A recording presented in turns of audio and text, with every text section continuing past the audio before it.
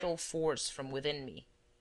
Those things which we call encouragement, comfort, love, respect, are drawn from the soul of man, and the more freely we give of them, the more do we renew and reinvigorate the life about us. Without such inspiration, the most perfect external stimulus may pass unobserved. Thus the blind soul, before the glory of the sun, exclaimed, "This, it is the dense fog." Thus prepared, I was able to proceed to new experiments on my own account.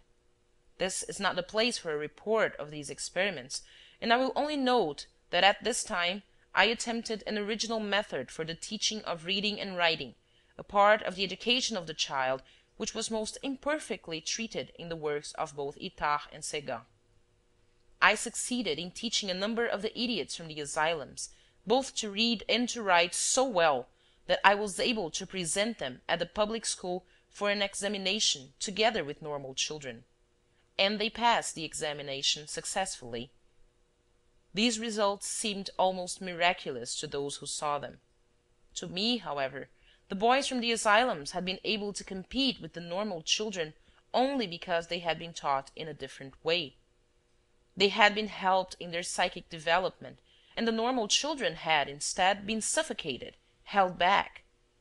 I found myself thinking that if some day the special education which had developed these idiot children in such a marvelous fashion could be applied to the development of normal children, the miracle of which my friends talked would no longer be possible. The abyss between the inferior mentality of the idiot and that of the normal brain can never be bridged if the normal child has reached his full development. While everyone was admiring the progress of my idiots, I was searching for the reasons which could keep the happy, healthy children of the common schools on so low a plane that they could be equaled in tests of intelligence by my unfortunate pupils.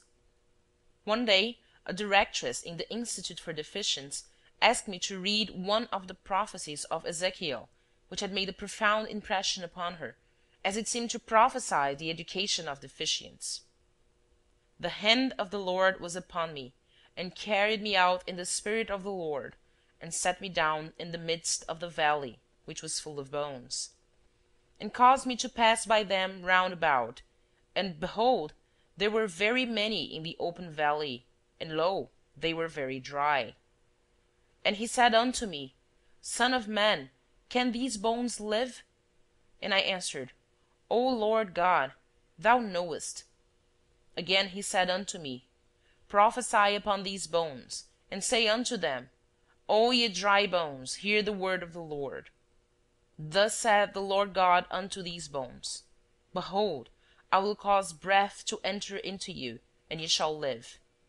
And I will lay sinews upon you, and will bring up flesh upon you, and cover you with skin, and put breath in you, and ye shall live, and ye shall know that I am the Lord.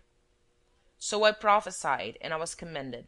And as I prophesied, there was a noise, and behold, a shaking, and the bones came together, bone to his bone. And when I beheld, lo, the sinews and the flesh came up upon them, and the skin covered them above, but there was no breath in them. Then said he unto me, Prophesy unto the wind, prophesy, son of man, and say to the wind, Thus saith the Lord God, Come from the four winds, O breath, and breathe upon these slain, that they may live. So I prophesied as he commanded me, and the breath came into them, and they lived, and stood up upon their feet, an exceeding great army. Then he said unto me, Son of man, these bones are the whole house of Israel. Behold, they say, Our bones are dried, and our hope is lost. We are cut off for our parts.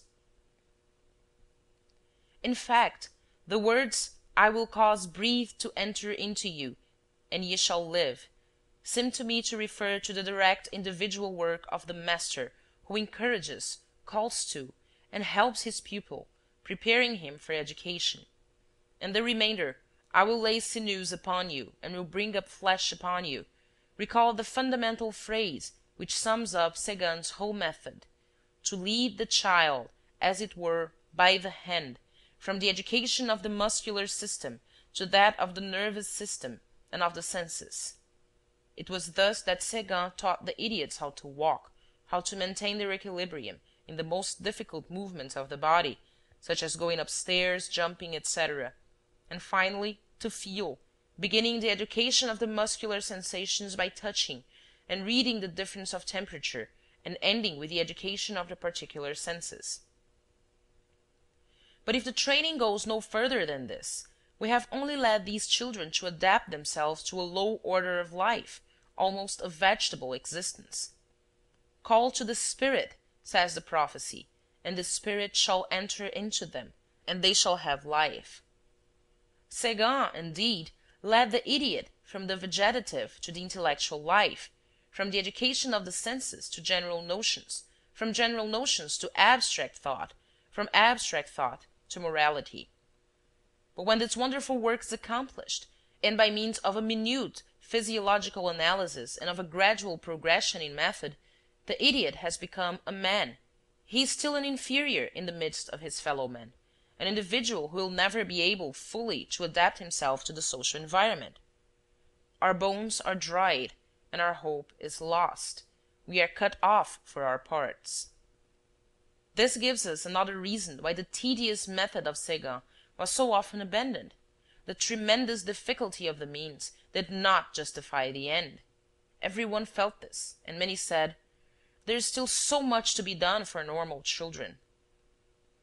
Having through actual experience justified my faith in Séguin's method, I withdrew from active work among deficients, and began a more thorough study of the works of Itard and Séguin.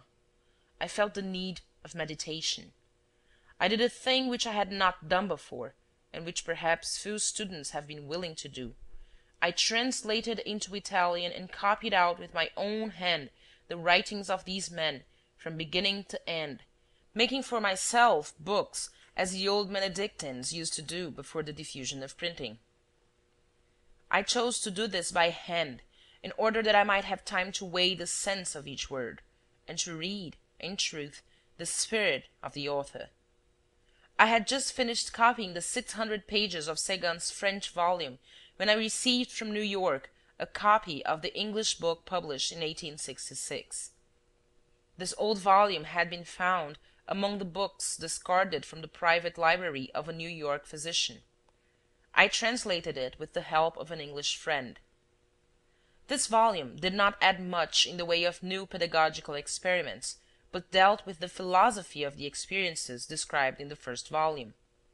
The man who had studied abnormal children for 30 years expressed the idea that the physiological method, which has as its base the individual study of the pupil and which forms its educative methods upon the analysis of physiological and psychological phenomena, must come also to be applied to normal children. This step, he believed, would show the way to a complete human regeneration.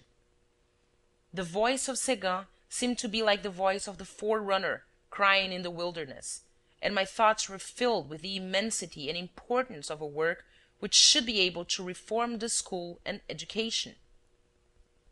At this time, I was registered at the university as a student of philosophy, and followed the courses in experimental psychology, which had only recently been established in Italian universities, namely at Turin, Rome, and Naples. At the same time, I made researches in pedagogic anthropology in the elementary schools, studying this way the methods in organization used for the education of normal children. This work led to the teaching of pedagogic anthropology in the University of Rome. I had long wished to experiment with the methods for deficients in a first elementary class of normal children, but I had never thought of making use of the homes or institutions where very young children were cared for. It was pure chance that brought this new idea to my mind.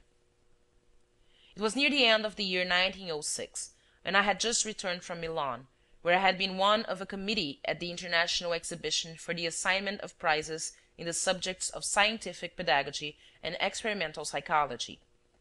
A great opportunity came to me, for I was invited by Edoardo Talamo, the Director General of the Roman Association for Good Building, to undertake the organization of infant schools in its model